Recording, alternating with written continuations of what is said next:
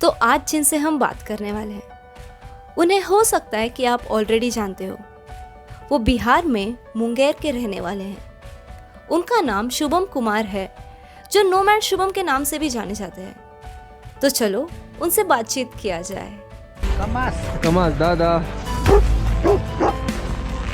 सबसे ज़्यादा ठंडी जगह दुनिया में रहने वाली यही है। तो मैं तान्या के घर आ चुका हूँ और ये है तान्या।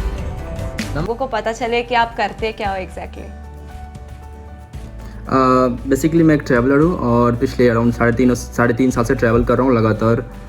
दुनिया के अराउंड 30 देशों गया हूँ और इंडिया में भी काफ़ी स्टेट में मैंने ट्रैवल किया है। जब मैं तब 3.5 साल से सितंबर 2017 से मैं फुल टाइम ट्रैवल कर रहा हूँ। हाँ, तो ये सब तो मैंने आपके वीडियोस में मतलब बहुत देखे हैं। बहुत ज़्यादा अलग वीडियोस आप बनाते हो, तो मतलब ऐसा देख के लगता है कि यार हमें भी जाना चाहिए, पर घर वाले भेजते नहीं है। तो आपने कैसे मनाया आपके घर वालों को, मतलब आपको घूमने जाना है ये बोल के? घर वाले के मनाने के लिए सबसे पहले तो जिद करना पड़ा कि जाना है एकदम जिद पे अड़े रहे। उसके बाद अगर नहीं कभी कभी बिना बताए चले गए, तो ऐसा था। अच्छा, तो उनका अभी वो सपोर्ट करते हैं आपको ये सब चीज़ के लिए? तो ठीक ही है, अब जो नॉर्मलाइज हो गए हैं, तो काफ़ी टाइम भी हो गया, 3.5 साल हो गए अब जो मैंने ट्रैवल कर रहा हूँ। 3.5 साल हो गए अब तो। ओके, तो आप अभी मतलब कितने कंट्रीज घूम चुके हैं अभी तक? मुझे जोड़ना पड़ेगा क्योंकि आई थिंक 30 के आसपास पड़ेगा। अभी आपको मतलब कोविड हुआ था मैंने सुना है, तो अभी आप कैसे हो? कोविड नॉर्मल ही था, ऐसा कोई ज़्यादा नहीं था। मतलब 1 दिन के लिए फीवर था, उसके बाद मेरा कोविड चला गया और उसके बाद नॉर्मल हो गया सब कुछ। मैंने मतलब सारे आपको ट्रिप पे जाना है, ये आपको मतलब कहाँ से समझा? आपको इंस्पिरेशन कहाँ से आया कि आपको ट्रिप करना है ऐसे ही? मैंने शुरुआती दिनों में मैंने कुछ वीडियोस देखे थे यूट्यूब के ऊपर ही कि ट्रैवल कैसे किया जाए, नहीं किया जाए। एक वीडियो था टेड टॉक का, how to travel the world without money. तो मैंने वो देखा था, तो उससे काफ़ी आइडिया मिला देख कि ट्रैवल कैसे करना है, किस एरिया में ट्रैवल करना है। और काफ़ी सारे एप्लीकेशन के बारे में जानने को मिली, जैसे काउ सर्फिंग के बारे में जानने को मिली, हिच हाइकिंग। मुझे पता था कि लिफ्ट मांग के लोग घूम सकते हैं, बट मुझे कभी अंदाज़ा नहीं था कि आप मतलब हज़ारों किलोमीटर लिफ्ट मांग के घूम सकते हो। तो उन सब चीज़ों की वीडियोज़ को देखकर मुझे आइडिया आया कि हाँ, इस तरह ट्रैवल किया जा सकता है। तो ये सब सेफ है? मतलब ऐसा डर नहीं लगा आपको कि मतलब किसी अनजान के साथ ऐसे ही चले गए, ऐसा कुछ? अभी तक मैंने अराउंड 50,000 किलोमीटर की हिचाइकिंग की है। अगर इंडिया से कश्मीर से कन्याकुमारी की बात करें तो वो 3,500 के आसपास है। तो मैंने 50,000 किलोमीटर की हिचाइकिंग की है और अभी तक मेरे साथ मतलब कोई बुरा एक्सपीरियंस नहीं हुआ, सिर्फ एक एक्सपीरियंस को छोड़ के। ओके, तो चलो एक मतलब ऐसा, अब मैं एक लड़की हूँ, तो अभी मैं आपको मतलब मेरे इस हिसाब से ऐसा एक पूछना चाहती हूँ कि अगर मुझे करना है ट्रैवल, तो ऐसा मतलब सेफ़ है करना, मतलब ये सब चीज़?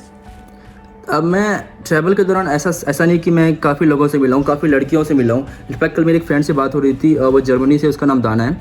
उसने मंगोलिया में एक अकेले घोड़ा खरीदा और पूरे घोड़े से मंगोलिया में घूमा, सिर्फ अकेली थी वो। उसके साथ रॉबरी वगैरह भी हुई, फिर भी ट्रैवल कर रही है। अभी पता नहीं किस दुनिया के साथ अभी साउथ अमेरिका वाले पार्ट में घूम रही है। तो मैं ऐसे काफ़ी लड़कियों से ट्रैवलिंग के दौरान मिला हूँ जो कि ट्रैवल कर रही है। आप एग्जांपल ले लो गरिमा का ही। गरिमा अभी इंडिया से है, वो भी पंजाब से है, इंडिया की लड़की है। वो पूरे अफ्रीका में हिचाइक कर रही है। अभी साउथ सुडान होकर आई है, अभी फ़िलहाल इथियोपिया में हिचाइक कर रही है, डंकली डिप्रेशन वगैरह जा रही है। उसके अलावा वो तंजानिया वगैरह में काफ़ी हिचाइकिंग की है, कोला ट्रक में, पता नहीं किस में उसने हिचाइकिंग की है। तो ऐसा नहीं है, डिपेंड करता है कि आपकी गट्स लेवल कितनी है। हालांकि दुनिया काफ़ी सेफ़ है।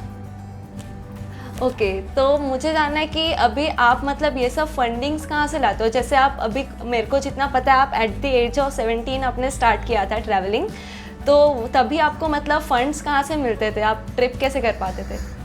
तो शुरुआती के दिनों में फ़ंड्स काफ़ी इंपॉर्टेंट था। सबसे पहली बात तो मैं शुरुआती के अराउंड 2 सालों तक मैंने कोई फ़्लाइट ली ही नहीं थी, या तो फिर 1-2 फ़्लाइट ली थी जो कि काफ़ी सस्ती थी।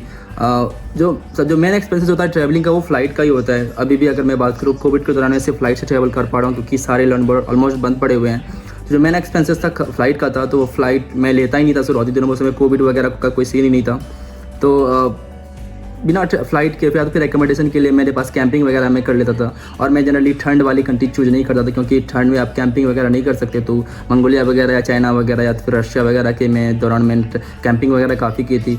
वॉलंटियरिंग करता था हॉस्टल में, कि हॉस्टल में जाके हॉस्टल के जो लोगों का काम बटा दिया, हाथ बटा दिया, उसके बदले खाने और रहने को मिल जाता था। तो मैं क्या बोल रही थी कि आप है ना जो मतलब ऐसा नॉन टूरिस्ट प्लेस पे भी जाते थे, तो वहाँ पर मतलब आपका एक्सपीरियंस क्या था? वहाँ तो ज़्यादा लोग ऐसा ट्रैवल के लिए भी नहीं आते थे, तो वहाँ का एक्सपीरियंस थोड़ा बताओ। एक्चुअली नॉन टूरिस्टिक प्लेस में डिफरेंट एक्सपीरियंस होता है, जैसे कि जहाँ पे आप लोग ट्रैवल के लिए जाते ही नहीं। जैसे कि मैं आपको एग्जांपल देता हूँ, कुछ दिनों पहले मैं सूडान में था, और सूडान में ट्रैवलिंग बिल्कुल है ही नहीं। मेरा फ्रेंड एक ब्रेडन, वो उससे बोलता है, what is say Braden, Sudan is which state of tourism right now? State sponsored tourism. तो सूडान को बहुत सारे कंट्री ने स्टेट स्पॉन्सर टूरिज्म कर दे रखा है। यूएस ने उसके ऊपर सैंक्शंस लगा रखा है, वहाँ पे घूमने के लिए कोई जाता ही नहीं है। तो वहाँ पे मैं गया था और काफ़ी डिफरेंट एक्सपीरियंस था। वहाँ पे टूरिस्ट को देखने के लोग आते थे ही नहीं। जब आप टूरिस्ट से मिलते हो तो काफ़ी मतलब हाई हेलो करना पड़ता है। जहाँ भी जाओ आपको लोग हेलो करेंगे और पूछेंगे क्यों आए हो, और जानेंगे आप यहाँ पे घूमने के लिए आए हो तो काफ़ी आश्चर्य की तरह जाते हैं कि अच्छा, अब यहाँ घूमने के लिए भी लोग आते हैं। जिस देश में करंट इकोनॉमी मतलब सही है ही नहीं। जब मैं गया था उस दिन 290 सूडानीज पाउंड में $1 था, और जिस दिन मैंने कंट्री को छोड़ा था उस दिन 410 सूडानीज पाउंड का $1 हो गया था। तो इतना वहाँ पे पैसे का डिफरेंस था। वहाँ के पैसे की कोई वैल्यू नहीं थी। इतने पैसे देने पड़ते थे होटल्स वगैरह में खाने के लिए, या तो फिर किसी कैफ़े में रहने के लिए।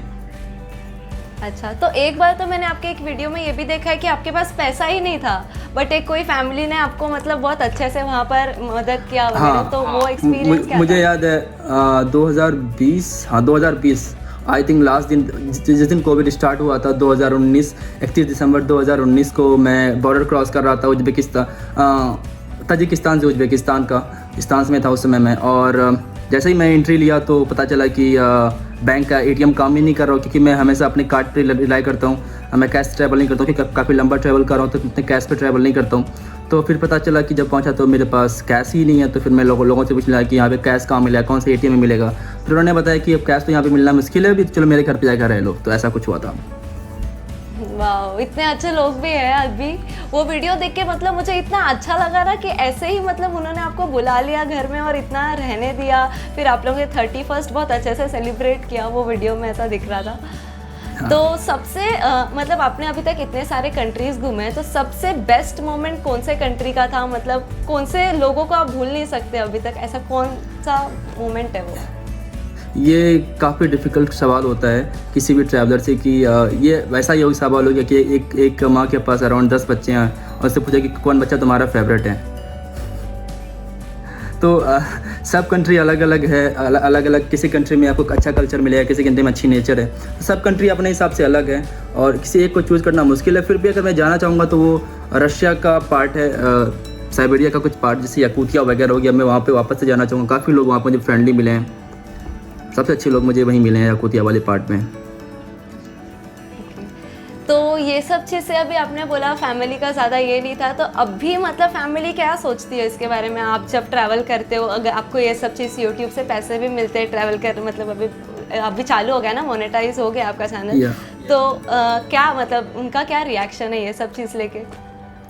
वो अभी भी सोच रहे हैं, क्योंकि मैं बिहार से बिलोंग करता हूँ। उनको भी अभी लगता है कि एक अच्छी सी गवर्नमेंट जॉब ले लेगा तो बेटर रहेगा, क्योंकि लाइफ सेटल रहेगी। ये कुछ दिनों का काम है, बट ठीक है, धीरे धीरे लोग समझ रहे हैं, धीरे धीरे जान पहचान बन रही है तो लोग जान रहे हैं।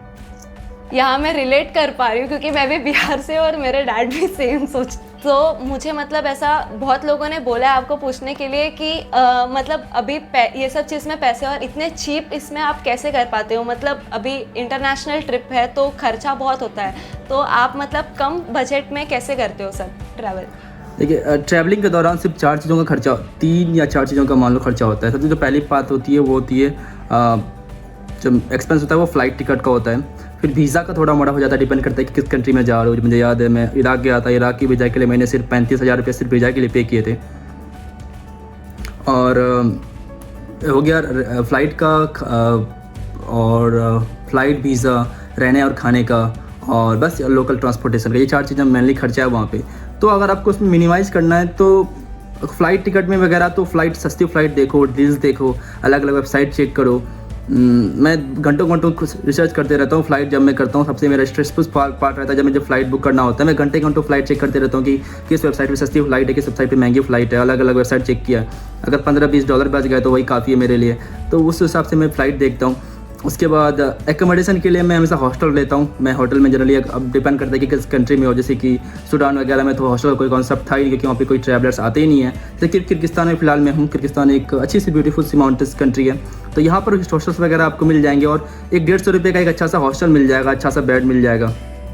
तो आप अभी मतलब अभी सब फैमिली के साथ रहते हो, तो वो जो एक्सपीरियंस है वो मतलब घर वालों को चल जाता है कि आप किसी के साथ भी रह रहे हो वहाँ जाके? तो घर वालों को पता है कि मैं एक लड़की के हिसाब से मैं पूछ रही हूँ, क्योंकि मतलब मुझे भी ऐसा बहुत शौक है घूमने का और आपके वीडियोस बहुत इंस्पायरिंग लगते हैं मेरे को, तो मुझे भी ऐसा जाना है। तो फिर ये सब मेरे मन में जो सवाल है वो मैं आपको पूछ रही हूँ।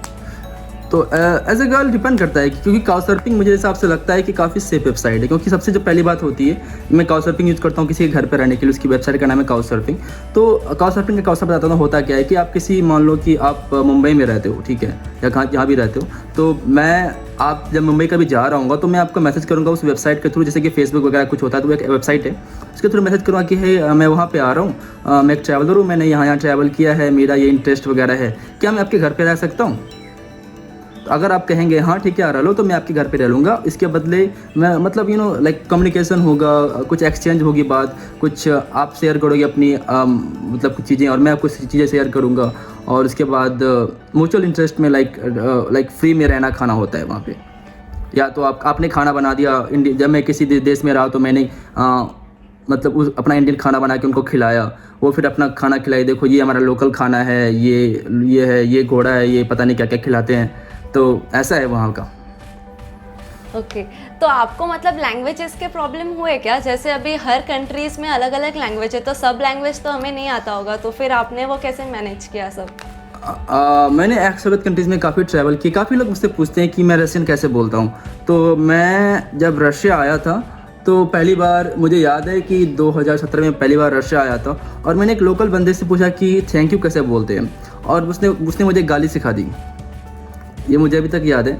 तो उसके बाद मैंने कुछ लोगों से पूछा कि ये पता है ये बैंक ATM कहाँ पड़ेगा, इस सभी बैंक वगैरह का? उसने कहा यार राइट जाओ, लेफ्ट जाओ। और मैंने सोचा चलो कुछ लोकल बोला जाए, तो फिर मैंने वो गाली उसको बोली, तो वो थोड़ा ऐसे मतलब मुझे लगा क्या, उसको लगा कुछ हो गया।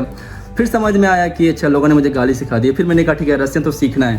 तो फिर मैंने लोगों को धीरे धीरे सुना और लोग बोलते रहे इस तरफ उस तरफ, तो काफ़ी हद तक मुझे रशियन आवाज़ आती है कि मैं किसी से कम्युनिकेट कर सकूँ आराम से इस दौरान। और अलग अलग देशों में गूगल ट्रांसलेट यूज़ करता हूँ मैं हर जगह। या तो फिर लैंग्वेज है कुछ ऐसे कुछ करो तो पानी या तो वाटर या तो फिर दारू दे ही देते हैं।